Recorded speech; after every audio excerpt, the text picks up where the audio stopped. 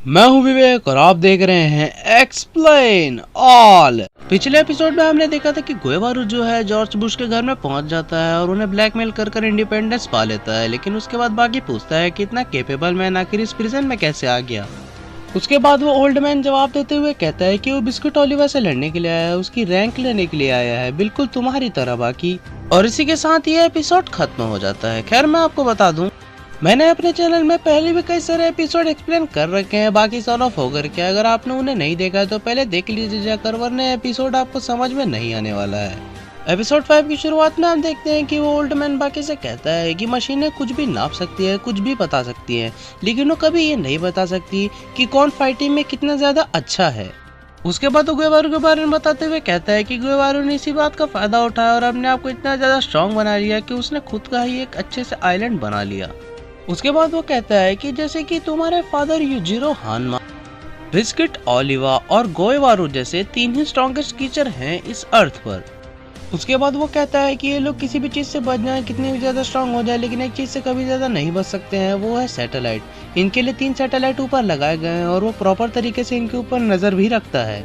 इनका एक एक मूवमेंट कैप्चर किया जाता है कि ये कहाँ कहाँ जा रहे हैं, कहाँ कहाँ रह रहे हैं और क्या क्या कर रहे हैं। उसके बाद वो ओल्ड मैन बताते हैं कि ये लोग कभी कभी फास्ट मूव करते हैं और सैटेलाइट के एरिया से बाहर चले जाते हैं। इसके बाद सैटेलाइट ऑटोमेटिक और जैसे तैसे कर सिग्नल मैच करके बहुत सारे डायरेक्शंस बदल के इनको खोज भी लेता है, यानी कि ये लोग बिल्कुल छुपे नहीं है किसी के नजरों से। जब ये आसपास कहीं कुछ एक्टिविटी करते हैं तो ऑटोमेटिकली लोगों को पता चल जाता है जीपीएस कनेक्शन के लूज होने की वजह से। खैर उसके बाद हम देखते हैं कि बात खत्म हुई ही नहीं होती और अचानक से वहाँ पर एक गार्ड आ जाता है और वो कहता है कि तुमने बात करने की हिम्मत भी कैसे की। खैर उसके बाद वो ओल्ड मैन गार्ड को समझाने लगता है कि इसके हाथ बंधे हुए हैं, इसीलिए मैं इसे बस खाना खिलाने के लिए आया था। इतना सुनते ही वो गार्ड उसकी उंगली पर वार करता है और तब हम देखते हैं कि उसके अंगूठे का जो नेल होता है वो निकल गया है। ये सच में उस बूढ़े आदमी के लिए दर्दनाक होता है। फिर हम तभी देखते हैं कि वो उसकी आंख पर रख देता है अपनी छड़ी को और कहता है कि मैं तुम्हारी आंख भी निकाल लेता हूँ। इतने में एक आवाज आती है और उस गार्ड की हेड कहीं चली जाती है। तब हम देखते हैं कि बाकी ने उसे ये मारा होता है और वो कहता है कि इस बूढ़े आदमी को परेशान करने की वजह से तुम्हारे सिर में दोबारा से बाल नहीं उगने वाले मेरे दोस्त। इसके बाद बाकी उस गार्ड को बहुत जोर से किक मारता है उसके मुंह में, वो बाहर जाकर टकरा के गिर जाता है।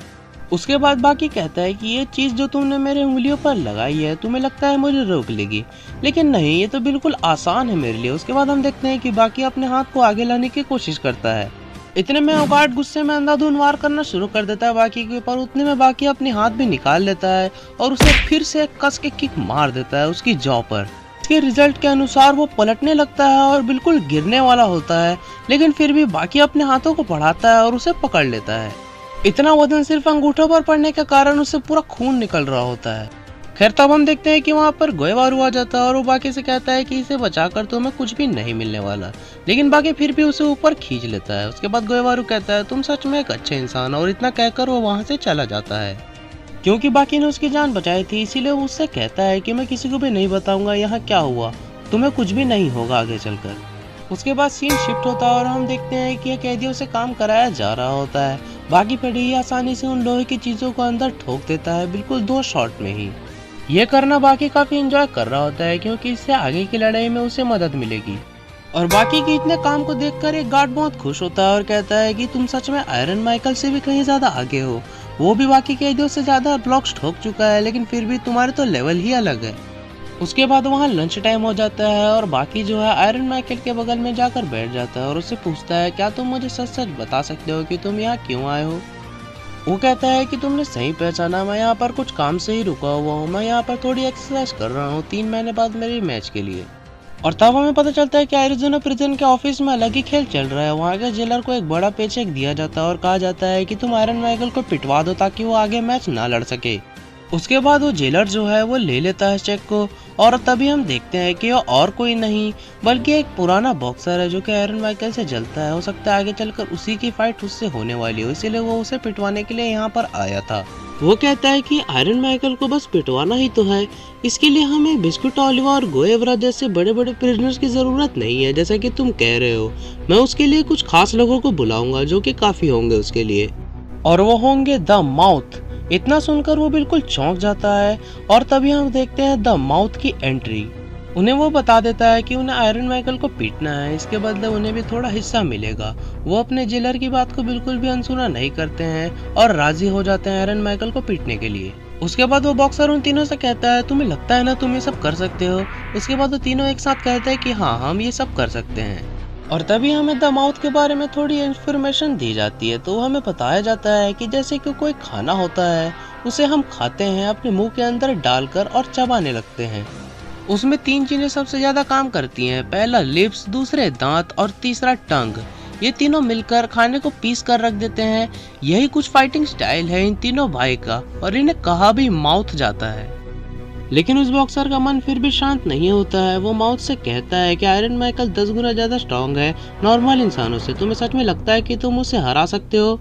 इसके बाद हम देखते हैं कि ग्राउंड में वो सब खड़े होते हैं और द माउथ आयरन माइकल को देखकर ये कहते हैं कि तुमने तो कहा था कि ये 10 गुना ज्यादा स्ट्रॉन्ग है नॉर्मल इंसानों से, लेकिन ये तो केवल 2 और 3 गुना ज्यादा ही स्ट्रॉन्ग है नॉर्मल इंसानों से हमारे हिसाब से।